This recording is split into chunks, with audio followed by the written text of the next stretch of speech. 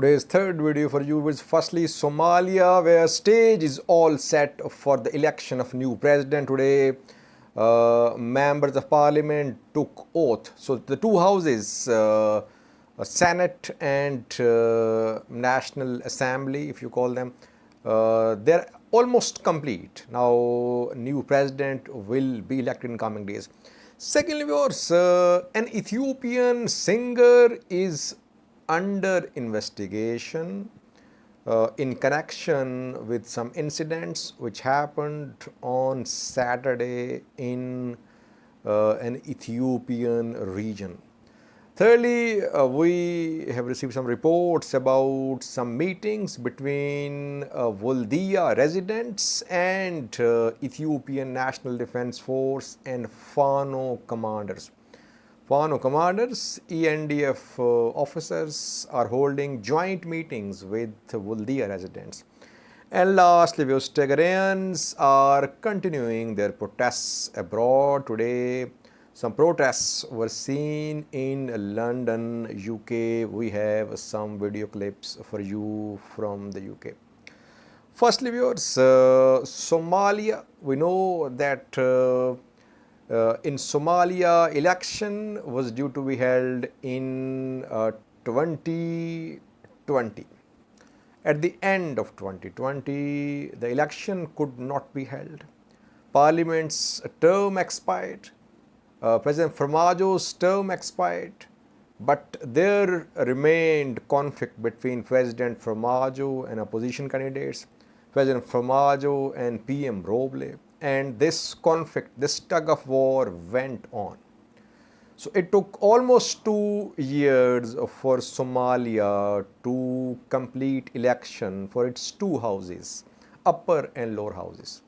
And now election of new parliamentarians for upper and lower houses has been almost completed. And today, these new elected members of parliament took oath.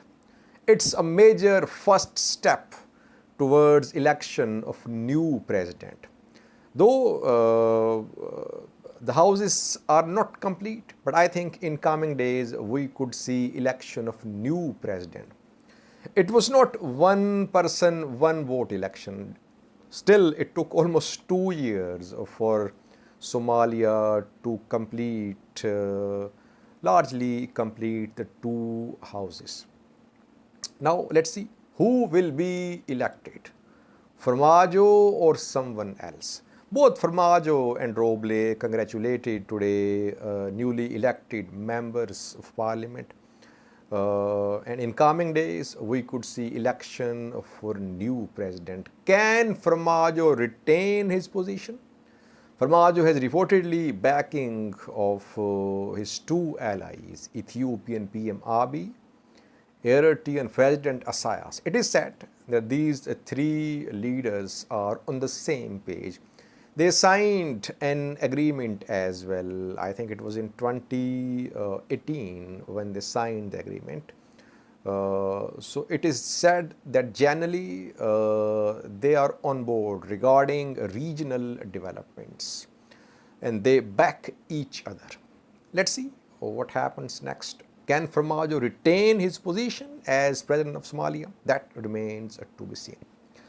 Secondly, viewers, an Ethiopian singer is under investigation in connection with some incidents which happened on Saturday in SNNPR, Southern Nations, Nationalities and Peoples region. I reported about the incident which happened in Jinka, a town of SNNPR. There we saw tribal conflict between Ari tribe members and other tribe members. Ari tribe is based in 4 woredas of SNNPR and it wants a separate zone. It has been requesting a separate zone, Ari tribe. It requested South Omo Zone Regional Council to consider its demand for a separate zone. But the demand was not accepted, so tensions rose. Then South Ari tribe members, they attacked several properties, and some say that properties of Amhara and Gurage tribe members were targeted, they were burnt, and Amhara and Gurage tribe members were also attacked. Security forces intervened, but we saw violence for several hours in Jinka and nearby areas. Now, an Ethiopian singer is being blamed for this violence. Who is he? He is Tariku Gankisi, the famous singer of Dishta Gina song. If you remember, I did a video on this singer last year when he proposed peace during a public gathering in Addis Ababa. He was supposed to sing there, but when he appeared on stage, instead he called for peace. He called for an end to the war between Tigray and Ethiopian government. He came under pressure that he was a supporter. He was accused of being a supporter of TPLF. And later he apologized on screen in an interview.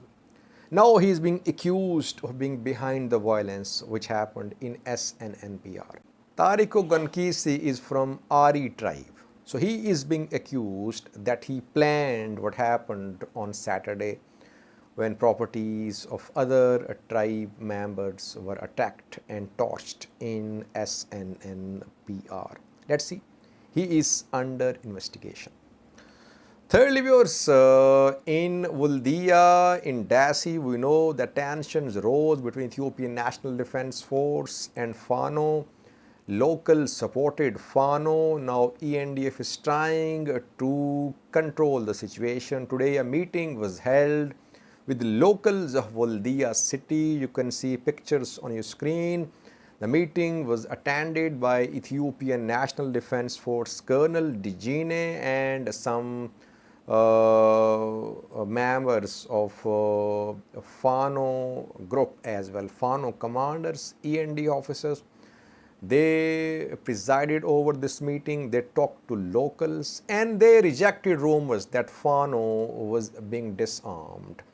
It is being rumored in South Wollo, North Wollo, in Dassi, in Woldia, Kobo, that Fano is being disarmed, but ENDF today once again stepped back, I would say. ENDF says that it is not disarming Fano. Is it happening due to public pressure? We know that ENDF has been trying to disarm Fano members. And Fano commander, Eastern Command leader, he was arrested. And it was attempted that he should be disarmed. He could not be disarmed. He was released.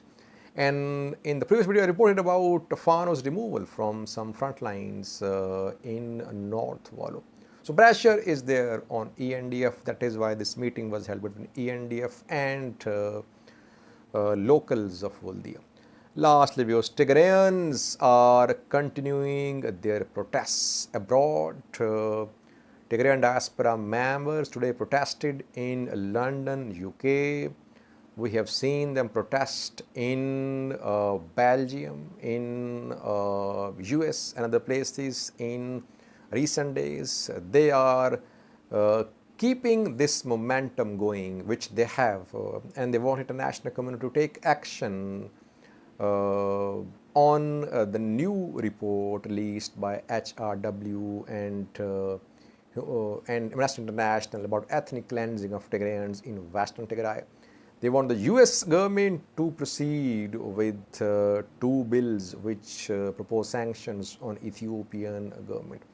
Watch the clips from today's protest in London, UK. Thanks for watching.